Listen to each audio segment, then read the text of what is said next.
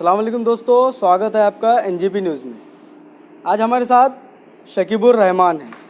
जी हाँ, वही शकीबुर रहमान जो हाल ही में हुए विधानसभा चुनाव में ऑल इंडिया मजलिस-ए-इत्तेहादुल मुस्लिमीन से कामठी मौदा कॉन्स्टिट्यूएंसी से अपने आप को रिप्रेजेंट किए थे। उन्हें एमआईएम से शिकस्त खानी पड़ी।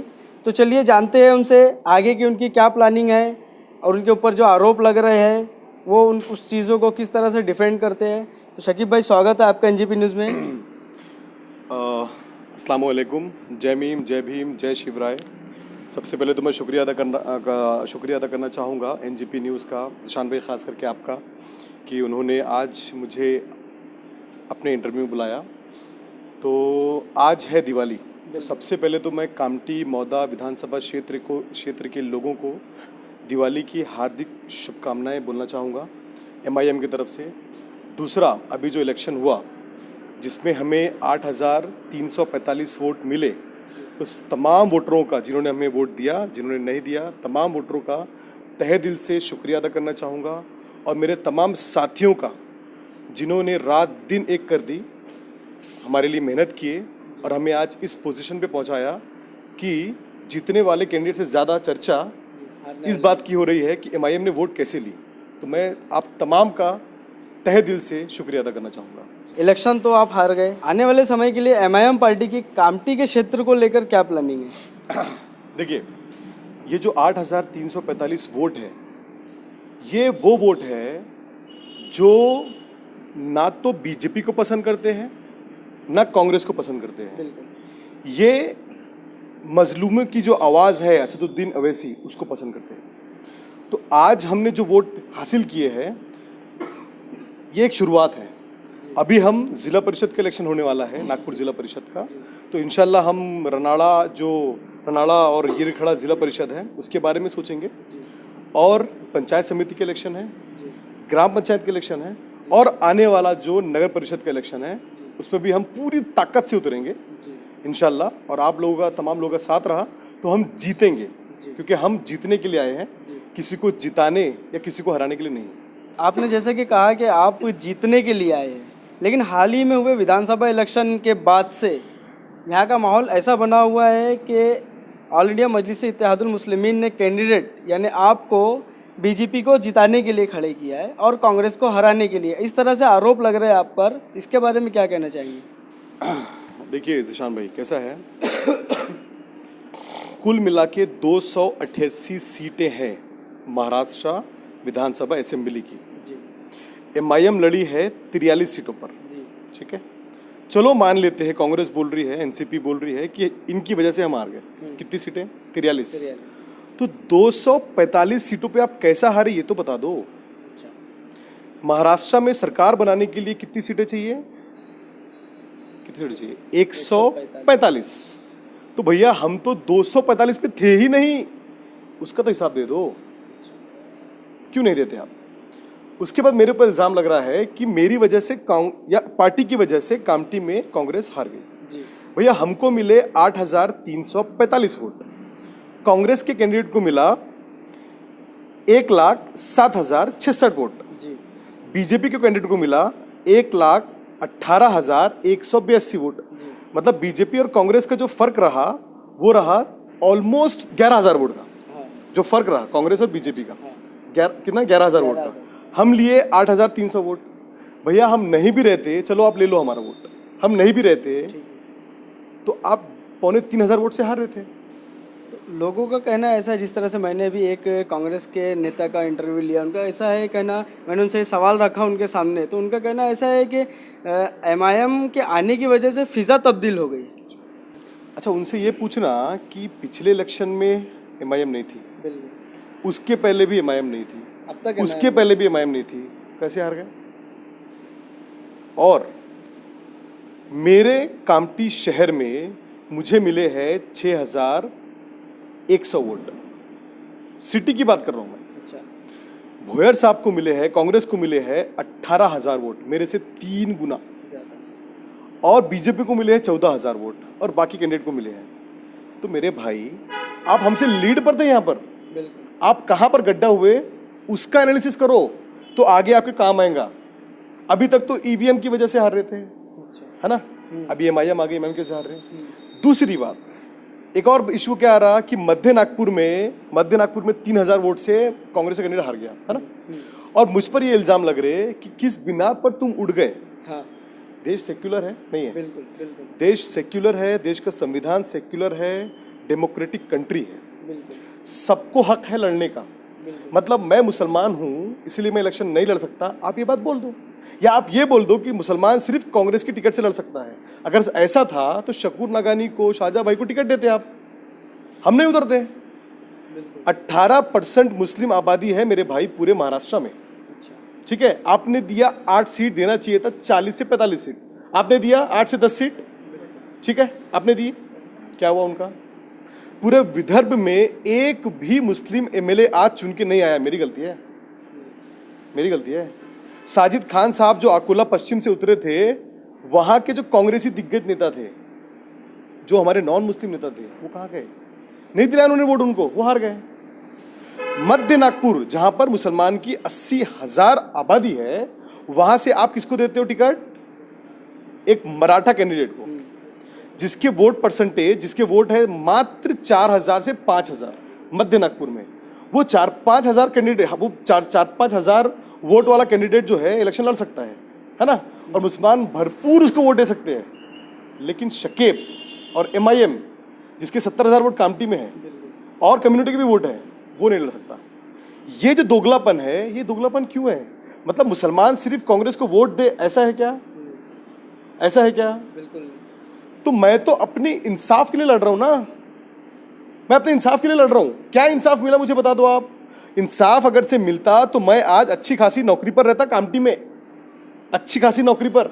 एक रोजगार नहीं लाया आप पिछले 10 साल। जब आपकी ये छोड़ दो, आप ये बावनकुळे साहब जो थे, हम तो वोट नहीं दिए उनको, बीजेपी को वोट नहीं करते हम कांग्रेस को वोट करते हैं। इसके सवाल उनसे पूछते हैं, हमको चलती नहीं थी बीजेपी, हम सवाल करते हैं कांग्रेस से सिर्फ इसीलिए क्योंकि हम उनके वोटर है ना। तो मेरे भाई, अभी ये 10 साल से बावनकुळे साहब थे, उनको तो मैं क्या बोलता हूँ मालूम है क्या? उनको बोलता हूँ मैं समाज भवन मंत्री। उन्होंने समाज भवन बनाने के अलावा कुछ भी नहीं किया पिछले 15 सालों से, है ना। तो उसके पहले इन्हीं के अब्बा जान थे, क्या नाम है, जो कांग्रेस कैंडिडेट है, उनका 10 साल का कार्यकाल मैंने सर्च किया। कुछ तो ऐसा काम किए होंगे उन्होंने कि मेरे को लगे एक भी काम नहीं है, एक भी काम नहीं है। तो आज जब हम अपने बैनर पे चिल्ला रहे हैं हमको फुटबॉल ग्राउंड चाहिए, हमको रोजगार चाहिए, यहाँ पर फैक्ट्री चाहिए, अब कांग्रेस बोल रही है हाँ हम आपको फुटबॉल ग्राउंड देंगे, हम आपको ईदगाह देंगे। तो ये हमारी भनक से ये फायदा हो गया जी साहब, सिर्फ भनक से। अभी तो उतरे भी नहीं हम ताकत से पूरे की पूरे। तो ये जो इल्ज़ाम है ना, ये इल्ज़ाम लगते रहेंगे कि हम कांग्रेस को हराने के लिए, अगर से कांग्रेस को हराने के लिए हम उतरते तो मेरे भाई 245 सीट का तो हिसाब दे दो। 288 में से सिर्फ हम लड़े 43, 245 पे आपका क्या हुआ उसको कुछ मालूम ही नहीं किसी को क्या हुआ।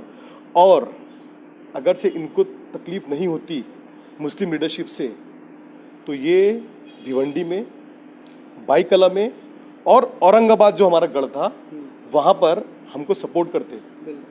पूरी ताकत लगा दी औरंगाबाद में हमको हराने के लिए। मालूम है आपको, दो सीटें ऐसी थी हमारी, एक सेंट्रल और एक पश्चिम, एक सेंट्रल और ईस्ट औरंगाबाद में। वहाँ पर 15-15, 20-20 मुस्लिम नुमाइंदों को ये कांग्रेस और एनसीपी के लोग, बीजेपी के लोग उतारे थे, टिकट दिए थे। ऐसे वोट काटे कि 3-4 वोट से हम हार गए।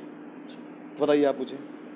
तो मेरा सवाल ये है कि मुझसे सवाल क्यों पूछ रहे हैं? मेरे भी तो 70,000 वोट थे यहाँ पर, जो मेरे को नहीं मिले, आपको ही मिले, आपको ही मिले, ठीक है। और मध्य नागपुर जहाँ वो आदमी के वोट ही नहीं, 5,000 है वो कम्युनिटी के, उसको टिकट मिल जाती है कांग्रेस से। क्यों नहीं थी मुस्लिम कैंडिडेट को वहाँ पे इलेक्शन, वहाँ पर टिकट कांग्रेस ने? मेरा एक सवाल है, एक भी मुस्लिम नुमाइंदा पूरे विदर्भ से चुनकर नहीं गया। ये जंग काय की है हमारी, ये लड़ाई काय की है? ये लड़ाई हमारे रिप्रेजेंटेशन की है, ये लड़ाई हमारे हक की है। ये ऐसा है कि सिर्फ मतलब जैसे एमआईएम पार्टी है, जैसे आप जिस तरह से इस क्षेत्र में उतरे, आप सिर्फ ऐसा आपके ऊपर आरोप है कि आपने सिर्फ मुस्लिम इलाकों में ही प्रचार किए। लोगों का कहना ऐसा है कि सिंधी इलाका जो है, ये सुनारौली जो है, या फिर नॉन मुस्लिम इलाका जिसे कहा जाए, वहाँ पर आपका एक भी बैनर नज़र नहीं आया, आपकी रैली नज़र नहीं आई। ऐसे इस तरह से आपके ऊपर आरोप लगाया गया है। जितनी रिसोर्सेज थी हमारे पास, जितना पैसा था, उसका हमने इस्तेमाल किया। मेरी होर्डिंग चौधरी हॉस्पिटल के सामने भी थी, मेरी होर्डिंग पारसीपुरी में भी थी, मेरी होर्डिंग गरुड़ा चौक पर भी थी, मेरी होर्डिंग भीलगांव में भी थी, ठीक है, और मेरी होर्डिंग गुजरी बाजार में भी थी। अब रही बात जो छोटी छोटी लगाने की है, तो मेरे भाई हमारे लोग ही हमको एनओसी नहीं दे रहे थे घर की, अच्छा टैक्स की पावती कि हाँ यहाँ लगा दो, तो वो लोग कहाँ से देते। अच्छा और रही बात हमारी रैली की, हमारी रैली अल्हम्दुलिल्लाह राम मंदिर, मोदी, सिंधी एरिया, चौड़ी सबसे होके निकली। प्रूफ चाहिए, प्रूफ भी मिल जाएगा। ये सब फालतू की बातें क्यों उठ रही मुझे ये समझ में नहीं आ रहा। अच्छा, हम पे इल्ज़ाम लगा रहे ना आप। बिल्कुल वंचित बहुजन अघाड़ी के कैंडिडेट ने 10,000 वोट लिया है कामठी से, उसको धमकियाँ आई, मेरे को धमकियाँ आई, मेरे माँ बाप को मारेंगे, मेरे को मारेंगे, मेरी फैमिली को ख़त्म कर देंगे, मेरे को धमकियाँ आई हैं। क्यों? क्योंकि मैं अपनी कौम का एक रिप्रेजेंटेशन करना चाह रहा हूँ, इसीलिए। क्यों धमकी दे रहे भाई मेरे को? आप जाके हत्ती वाले को तो पकड़ो जिसने 7,000 वोट लिए, आप जाके वंचित वालों को तो पकड़ो, सिलेंडर वालों को जिसने 10,000 वोट लिया, उससे फ़र्क नहीं पड़ता। तो ऐसा ऐसा क्यों है कि सिर्फ एक मुस्लिम कैंडिडेट है उसी के ऊपर आरोप लगाया जा रहा है? इसका रीज़न ये है भाई कि लोकल कैंडिडेट जो था कांग्रेस का, उससे भर भर के हमारे जो कुछ दलाल है, मैं तो माफ़ी चाहूँगा ऐसा लैंग्वेज के लिए, लेकिन वो बोलना पड़ेगा, हमारे जो कुछ थे मुस्लिम रहनुमा वहाँ पर जाके भर भर के पैसे लेकर आए कि हम आपको जिता के ला रहे साहब। अब जब वो हार गए तो ये जवाब देते नहीं बन रहे इनको, तो किसके ऊपर लाएंगे इल्ज़ाम? वहीं पे फोड़ो। अरे इतनी धमक है ना, तो आप जाके भीम चौक पे, आप जाके रमा नगर में, आज़ाद नगर में, उन बस्तियों में जाके गरम दो ना। आप जाके सिंधेरी में पूछो ना कितने वोट मिले आपको। आप जाके चौड़ी से, मोदी से कितने वोट मिले, आप जरा देखो ना, कि सिर्फ यहीं पर देख रहे। मतलब हमने सिर्फ वोट देना क्या इनको? हम अपना हक नहीं मांग सकते? तो हमको बताइए ना, हम कहाँ गलत है? मध्य नागपुर का कैंडिडेट लड़ सकता है, 5,000 वोट नहीं है उसके, लेकिन शकीब नहीं लड़ सकता। ऐसा क्यों? और कौन सी काबिलियत की कमी मेरे अंदर बता दो ना साहब, कौन सी काबिलियत की कमी है मेरे अंदर? अगर से लगता होगा कि नहीं तू इस लायक नहीं लड़ने के, तो मेरे को बता दो। तो ये सब चीज़ें जो है ना, ये चलते रहेंगी। इनको डर हार का नहीं है, इनको डर ये है कि ये वोट इतने लिए कैसे, अभी आगे क्या करने वाले, ये डर है इनको। शकीब भाई, आपके ऊपर इल्ज़ाम है, अलग अलग लोगों का नाम लिया जा रहा है, जो कि जहाँ जैसे बाहर हवा चल रही है, इनडायरेक्टली आपको बीजेपी से सपोर्ट मिला है। परवेज सिद्दीकी का नाम सामने ला रहे हैं कि इनडायरेक्टली परवेज सिद्दीकी से आप लोगों ने सपोर्ट लिया, और परवेज सिद्दीकी साहब बीजेपी को इलेक्शन के पहले से बीजेपी के कैंडिडेट के साथ नज़र आ रहे हैं।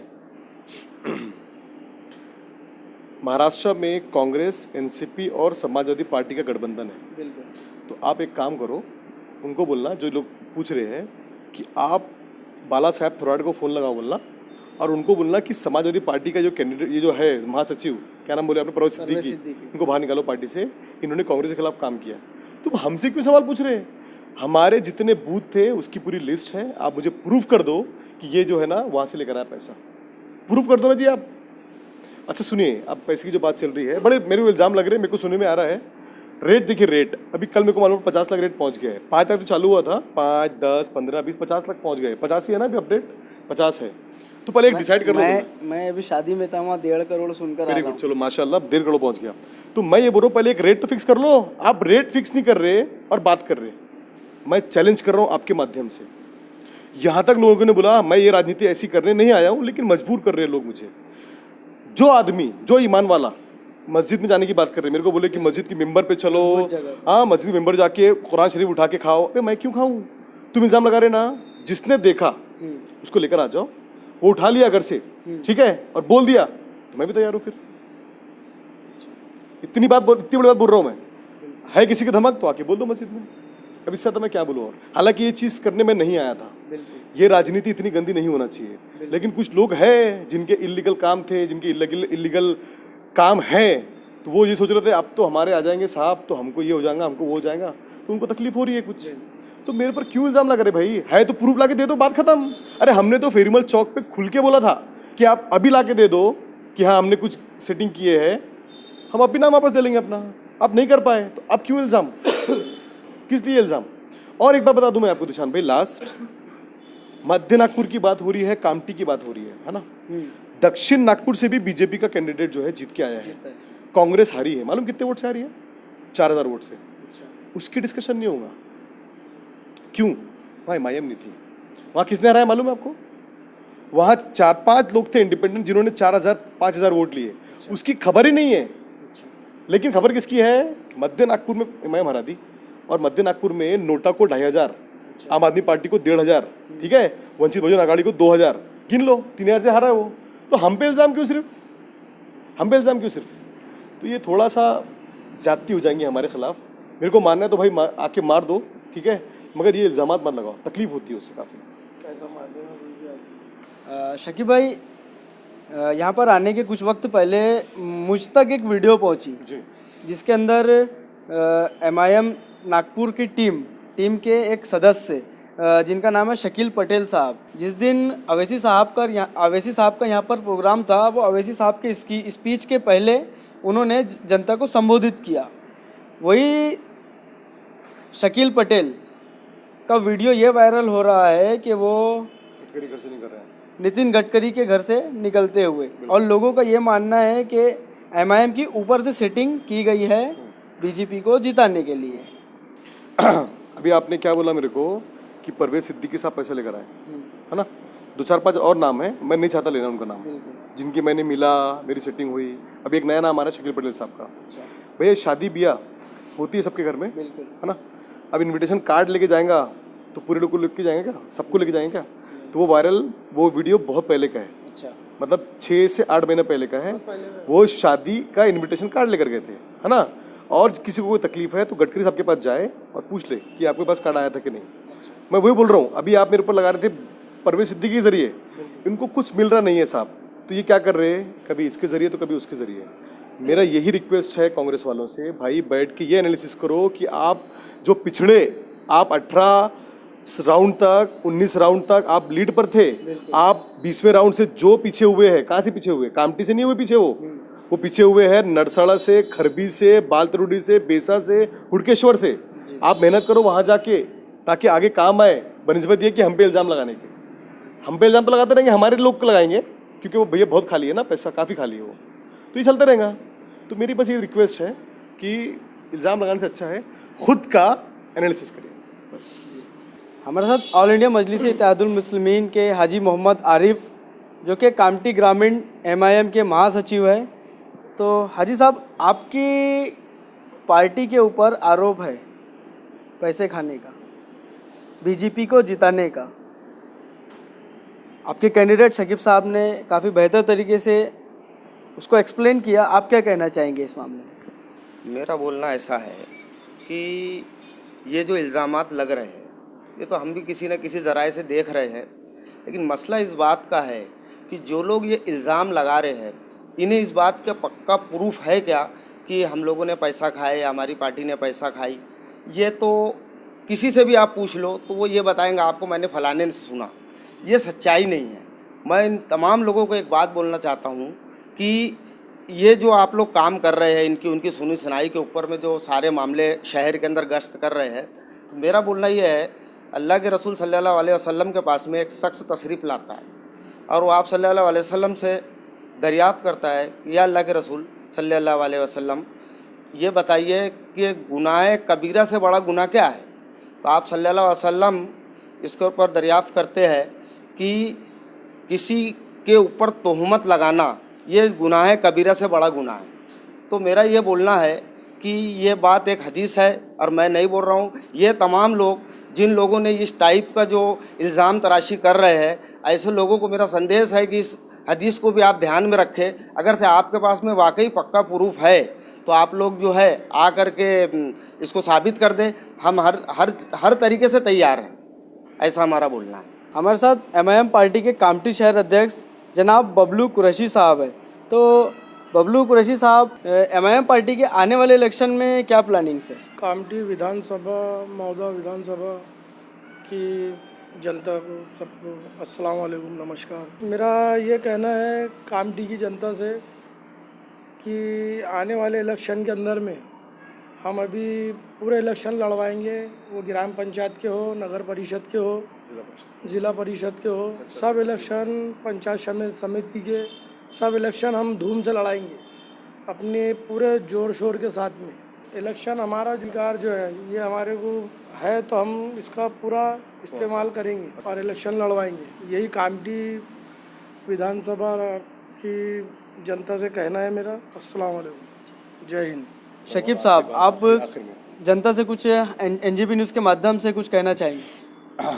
मैं तो आखिर में बस यही लोगों से अपील करना चाहूँगा और एक बार और शुक्रिया अदा करना चाहूँगा कि जिस तरह आप लोगों ने हमारे पर भरोसा जता के 8,345 वोट दिए, बस ये भरोसा हम पर कायम रखिए। हम आपके भरोसे पर खरा उतरेंगे इंशाअल्लाह। कोई डरने की ज़रूरत नहीं है, कोई अफवाहों पर ध्यान ना दें। ये अफवाहें चलते रहेंगी और चल रही हैं, कोई उसका प्रूफ नहीं है किसी के पास। और जो अभी हमारे कामठी शहर अध्यक्ष ने कहा कि हम आने वाले तमाम ग्राम पंचायत, पंचायत समिति, ज़िला परिषद और नगर परिषद सारे इलेक्शन अपनी पूरी दम और खम के साथ लड़ेंगे, बिना किसी के डर से और बिना किसी के कोई बहकावे में आकर हम पूरी ताकत से लड़ेंगे और इंशाल्लाह जीतेंगे, क्योंकि MIM यहाँ जीतने आई है, किसी को हराने या किसी को जिताने नहीं। बस इतना ही कहना चाहूँगा आप तमाम से। अल्लाह हाफिज़। तो ये थे शकीब रहमान और MIM के काफ़ी मेंबर यहाँ पर मौजूद हैं। इसी तरह की और भी वीडियोस और भी इंटरव्यूज़ देखने के लिए आप हमारा चैनल यूट्यूब पर सब्सक्राइब कीजिए, हमारा फेसबुक पेज लाइक कीजिए और हमारी वेबसाइट है www.ngpnews.in, यहाँ विज़िट कीजिए। आपका बहुत बहुत शुक्रिया। Thank you.